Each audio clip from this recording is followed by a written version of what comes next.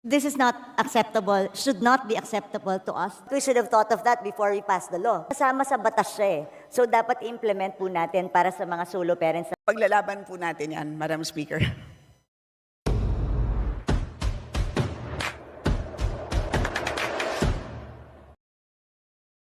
Thank you, Madam Speaker. Magandang hapon, ay magandang umaga po or tanghali na pala. Madam Sponsor, my first question is with regards to the status of contract of service and job contract since DBCC naman ito dun sa special provision. Madam Sponsor, yung regarding din sa inquiry ko before on solo parents, because on our law, sabi, they are entitled. Kahit job contract sila, job order or contract of service sila, they are entitled to the 7-day leave. So I think this is an opportunity. Pwede bang isama natin sa special provision para i-clarify sa lahat ng agencies that they are qualified for the parental leave of 7 days.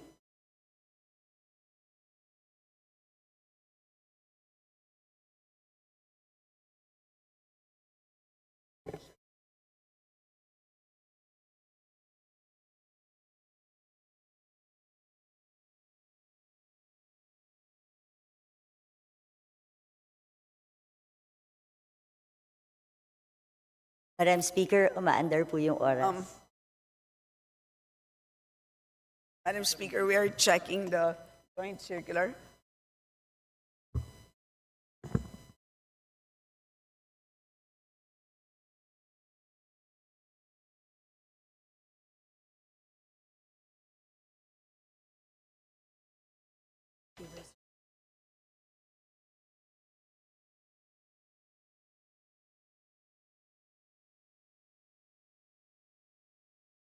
Madam Speaker. Madam Speaker, there's a joint circular, and there's a joint circular number 1, series of 2017, issued June 15, 2017. And I will read to you one provision which could be a problem.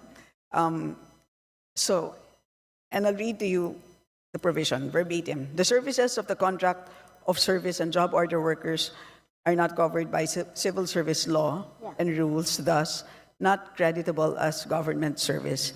They do not enjoy the benefits enjoyed by government employees, such as leave, pera, rata, and 13th month pay.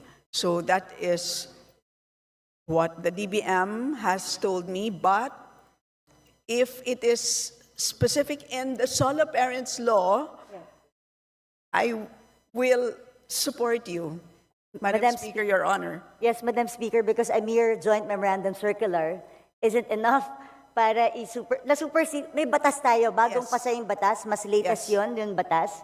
So we have to follow that. That's why we have to put it in the special provision. I know that's what the problem is. Walang employee-employer relationship, si job order at saka si contract of service. But we should have thought of that before we passed the law. But we passed the law and signed by the President. So we have to honor the law. That is correct. I tend to agree with you. So, definitely, hindi tayo papayag na a joint circular will trump the law. So, paglalaban po natin yan, Madam Speaker. I will submit a proposal for a special provision so that all agencies, national government agencies, recognizes this. Even the DOJ during the IRR acknowledges, kasama sa batas siya eh. So dapat i-implement po natin para sa mga solo parents sa job order and contract of service. Sige po, Madam Speaker. Sorry. Could you kindly repeat? Yes. No, I will submit a special provision para to correct lang at magkaroon ng mandate yung mga departments to actually allow the solo parents na job order and contract of service. Pinasa natin yung batas eh, so we have to honor it. Do I have to read the special provision, Madam Speaker? Yes, if I may. you can, to put it Yeah. on record, Madam Speaker. Granting parental leave benefits to solo parents working in the government under job order or contract of service, pursuant to Section 7 of Republic Act Number 8972 as amended by Republic Act Number 11861, otherwise known as the Expanded Solo Parents Welfare Act, a forfeitable and non-cumulative parental leave of not more than 7 working days with pay every year shall be granted to any solo parent employee regardless of employment status who has rendered service or at least 6 months. this shall apply to those who are working in the public sector under job order or contract of service. Thank you, Madam Chair. Madam Speaker. Next question. So overall savings, I just noticed na after 2015, hindi na nagkaroon ng reporting. Then bumalik siya noong 2020 and 2021. Then afterwards, no more reporting again as to the overall savings of each department.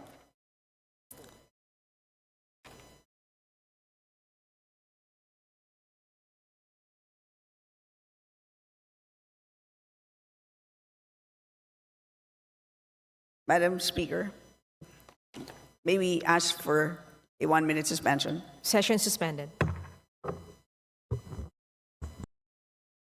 Madam Speaker, Your Honor, as you know, the meaning of savings is now different. Today, it now refers to balances of any released appropriations which have not been obligated as a result of any of the following: A, completion, final discontinuance, abandonment of a program, or B, implementation of measures resulting in improved systems and efficiencies, etc. So today, in other words, hindi na siya kinocompute for all. Yun na ngayon ang practice ng DBM. So if there is a number that you have in mind, for example, do you wish to know unutilized appropriations for the entire government? Is that what you wish to know? Madam Speaker, parang di naman po nagbabago yung definition ng overall savings. Yung savings naman talaga is, as you said, yun ang definition ng savings natin. At kaya nire-reflect yun kasi ito yung mga hindi nagagamit, like you said. And then nire-report kasi yun and it's being transferred to other agencies. Ang sa akin, I'm looking for repertorial. They have to report it to us, just like before. For example, ang overall savings natin in 2020 is 3.5 billion. That's why it's also significant eh. And then for all those savings, nakalagay dyan kung saan tinransfer sa bawat agency. Pag sinabi mo kasing savings, transfers from each agency, natatransfer ang savings ng bawat isang ahensya, pupunta ngayon sa overall savings. And then yung overall savings, it's a transfer to.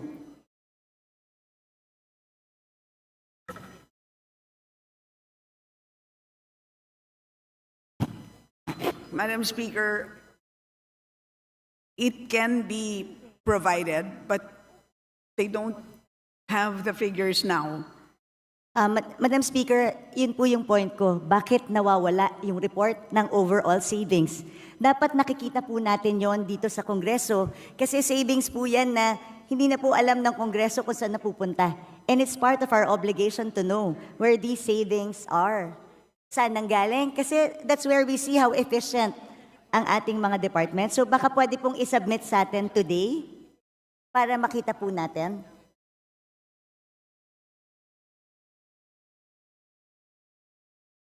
Ang pagkakaiba, Madam Speaker, today is that the agencies themselves use their own savings. So they can modify on their own. So hindi katulad dati na nililipat sa ibang ahensya. And does this mean hindi siya nire-report sa No, pero yes. So, but as a result of that change in practice, kaya nagkaroon din sila ng ibang pagre-report. But tama po yung observation ninyo. And I think that is a very important point. Hindi naman dahil nag-iba ng practice ay nawalan na sila ng responsibilidad na mag-report. So, because of that, they will submit the report on savings. They will provide the report as, okay, but henceforth, they will include you will include it in the BSF moving forward. But you will submit within the week to the Committee on Appropriations and we will copy furnish all members.